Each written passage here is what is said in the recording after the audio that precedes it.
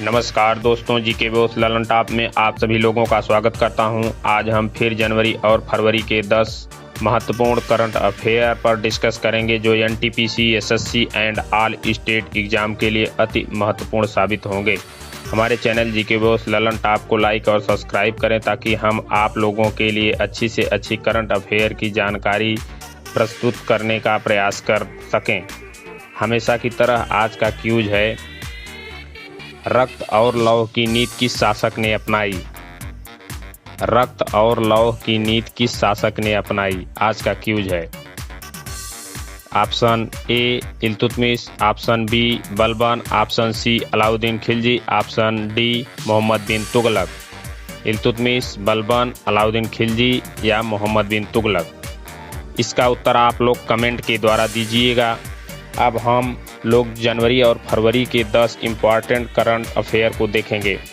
आज का पहला सवाल है, हाल ही में हिमा दास को किस राज्य का डीएसपी बनाया गया है?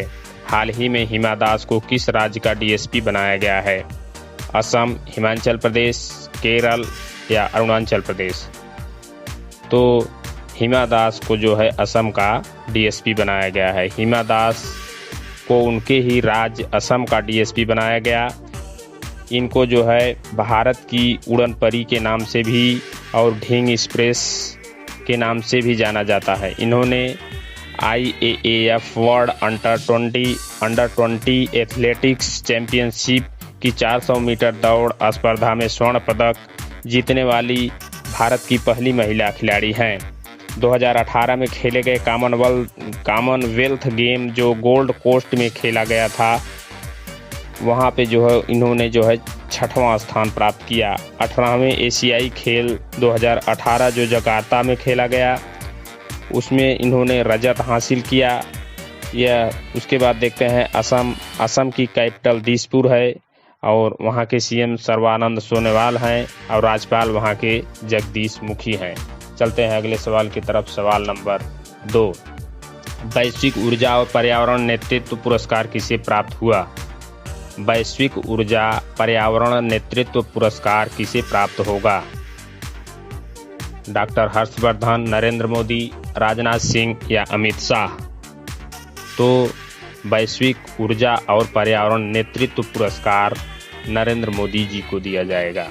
यह पुरस्कार प्रधानमंत्री नरेंद्र मोदी जी को दिया जाएगा जब प्रधानमंत्री सेरावीक कॉन्फ्रेंस 2021 को संबोधित करेंगे। इस सम्मेलन में अमेरिकी राष्ट्रपति के विशेष दूत John Kerry, Bill and Melinda Gates foundation के सह-अध्यक्ष, breakthrough energy Bill Gates के संस्थापक और सऊदी अरामको के अध्यक्ष एवं CEO अमीर नासेर शामिल होंगे।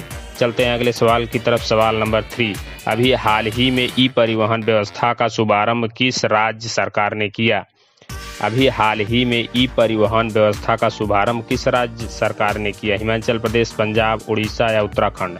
हिमाचल प्रदेश, पंजाब, उड़ीसा या उत्तराखंड? तो वह हिमाचल प्रदेश है। हिमाचल प्रदेश के सीएम जयराम ठाकुर ने ई परिवहन व्यवस्था का शुभारंभ किया। इससे लोगों को ऑनलाइन पंजीकरण, नवीनीकरण और ड्राइवरी लाइसेंस जैसी सुविधाओं को जो है ऑनलाइन के जरिए ही प्राप्त हो जाएगा। यह देश का पहला राज्य है जिसने ई परिवहन लॉन्च किया है। एकीकृत सड़क दुर्घटना वेबसाइट क्रियान्वित किया जाएगा। यहाँ के गवर्नर जो है बंडारू दत्तात्रेय हैं और हिमाचल प्रदेश का गठन 1971 में भारत के 18वें राज्य के रूप में हुआ और विधानसभा सीट यहाँ की 68 है, राज्यसभा सीट 3 है, लोकसभा सीट 4 है। और 2005 में हुए सर्वेक्षण के अनुसार हिमाचल प्रदेश केरल के बाद दूसरा सबसे कम भ्रष्ट राज्य है। 2005 में एक सर्वेक्षण हुआ जिसमें हिमाचल प्रदेश केरल के बाद सबसे कम दूसरा भ्रष्ट राज्य है। यहाँ की जो है अर्थव्यवस्था पनबिजली, पर्यटन और कृषि पर आधारित है। पनबिजली जो है अन्य राज्यों को बेचता है। यहाँ पर हिंदुओं की संख्या 95% है। चलते हैं अगले सवाल की तरफ। सवाल नंबर 4, उत्तर प्रदेश का कौन सा जिला स्कोच गोल्ड अवार्ड से सम्मानित किया गया है? उत्तर प्रदेश का कौन सा जिला स्कोच गोल्ड अवार्ड से सम्मानित किया गया है। बाराबंकी, अयोध्या, मेरठ या बस्ती। बाराबंकी, अयोध्या, मेरठ या बस्ती। तो उत्तर प्रदेश का अयोध्या जिला जो है स्कॉच गोल्ड अवार्ड से सम्मानित किया गया है।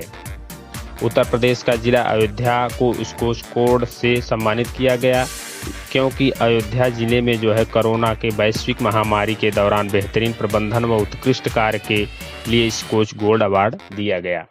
फैजाबाद जिले का नाम बदलकर अयोध्या कर दिया गया है। अयोध्या के जिलाधिकारी जो है अनुज कुमार झा हैं। और स्कॉच अवार्ड क्या है, इसकी शुरुआत 2003 में की गई। यह भारत को बेहतर राष्ट्र बनाने के लिए किए गए प्रयास, व्यक्तियों, परियोजनाओं तथा संस्थाओं को दिया जाता है। स्कॉच अवार्ड किसी स्वतंत्र संगठन द्वारा प्रदान किया जाने वाला देश का सर्वोच्च नागरिक सम्मान है। हरियाणा को बेस्ट स्टेट इन हेल्थ का स्कॉच अवार्ड दिया गया। आंध्र प्रदेश के सीएम जगन मोहन रेड्डी को Skoch chief minister of the year दिया गया। चलते हैं अगले सवाल की तरफ। सवाल नंबर 5। केंद्र सरकार ने टास्क फोर्स का गठन किया जिसके द्वारा जो है 2 नदियों के लिंक परियोजना को जोड़ा जाएगा।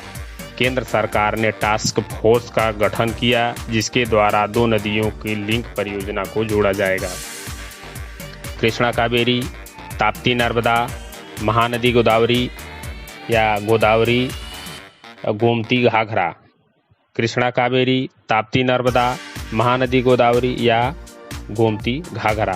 तो केंद्र सरकार द्वारा टास्क फोर्स का गठन किया गया जिसमें जो है महानदी और गोदावरी को जोड़ा जाएगा। सर आर्थर कॉटन एक अंग्रेज इंजीनियर थे जिन्होंने सबसे पहले जो है 1919 में नदियों को जोड़ने का विचार उनके मन में आया। वहीं 1960 में जो है के.एल. राव ने गंगा और कावेरी को जोड़ने का प्रस्ताव रखा। बाद में 1982 में इंदिरा गांधी जी ने जो है राष्ट्रीय जल विकास एजेंसी की स्थापना की। वहीं 2002 में सुप्रीम कोर्ट ने 2003 तक नदियों को जोड़ने की बात कही।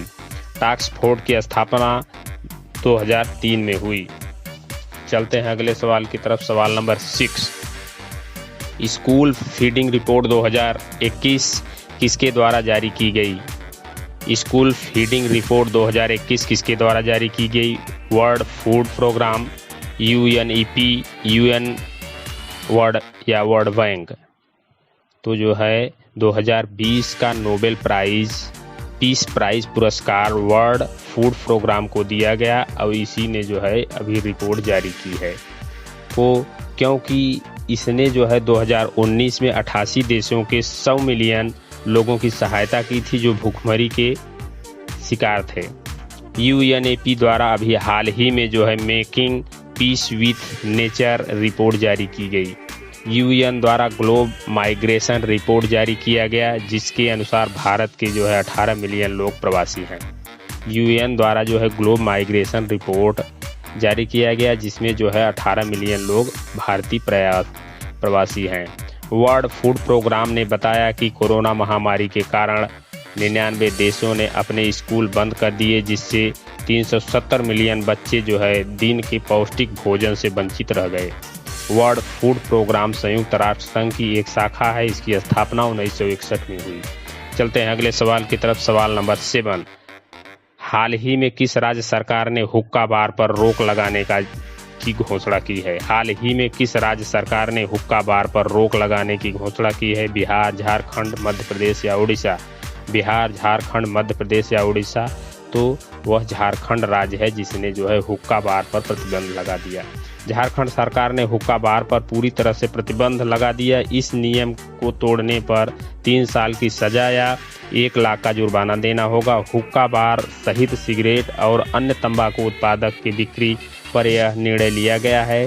शैक्षणिक स्थान, न्यायालय या धार्मिक स्थल के 100 मीटर के दायरे में तंबाकू नहीं बेचा जाएगा।